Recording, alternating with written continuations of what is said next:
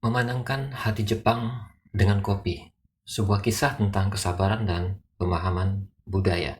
どなたにもきっとご満足いただける素晴らしいコーヒーです。まずこの香り、お分かりでしょう。このコク、この味、やっ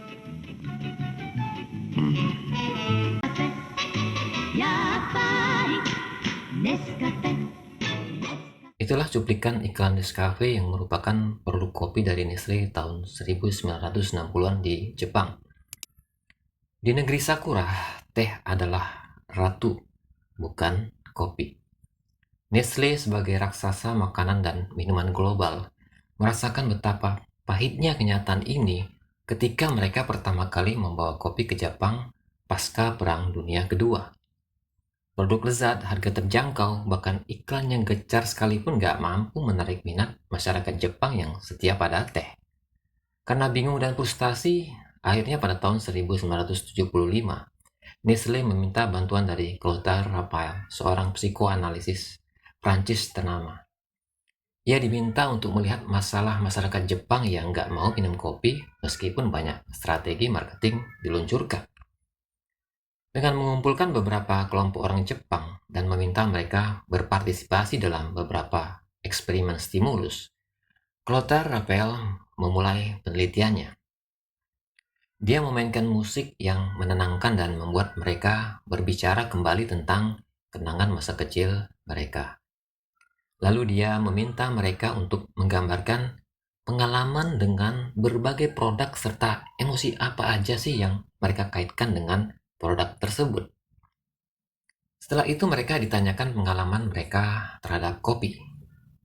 Namun sayangnya, dia nggak mendapat jawabannya. Karena sebagian besar responden nggak memiliki ingatan tentang kopi.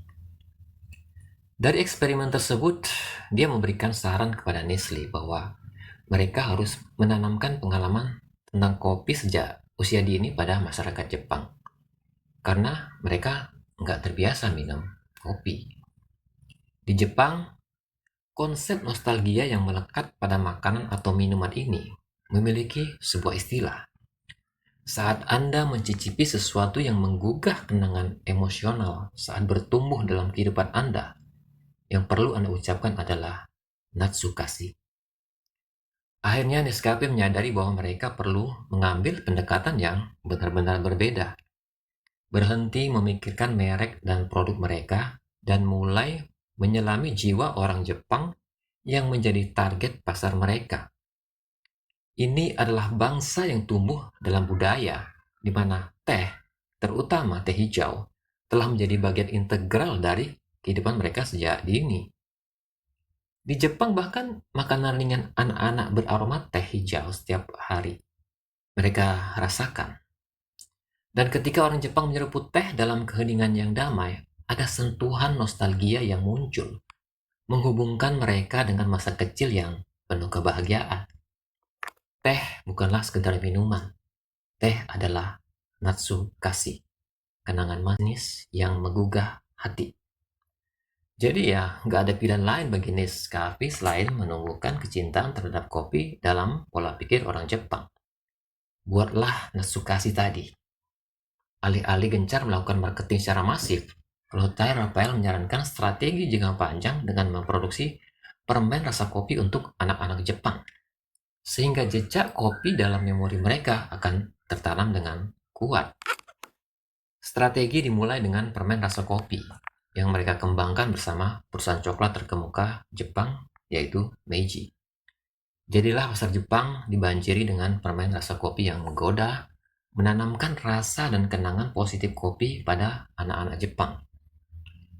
Tambah lagi efek sekunder dari dorongan permen kopi tersebut adalah menyebarkan rasa kopi kepada orang tua mereka, yang akhirnya tertarik mencicipi permen karena penasaran dan mulai menyukainya juga.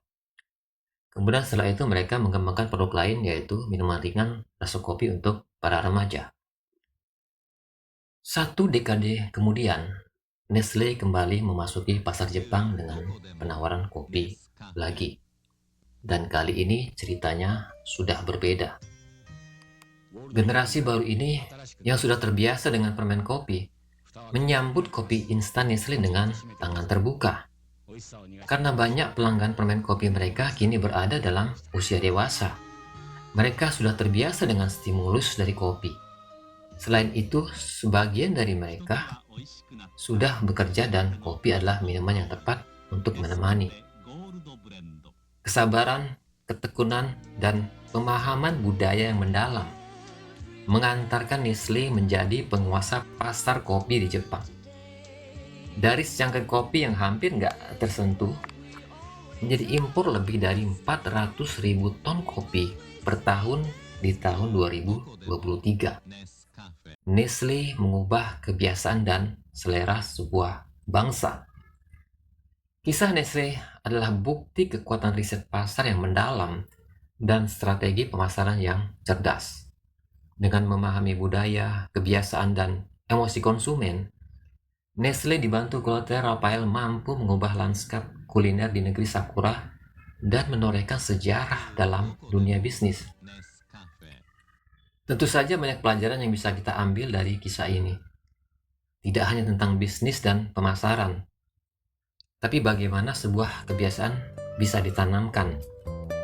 Dan sungguh mengerikan jika yang ditanamkan itu adalah suatu hal yang buruk.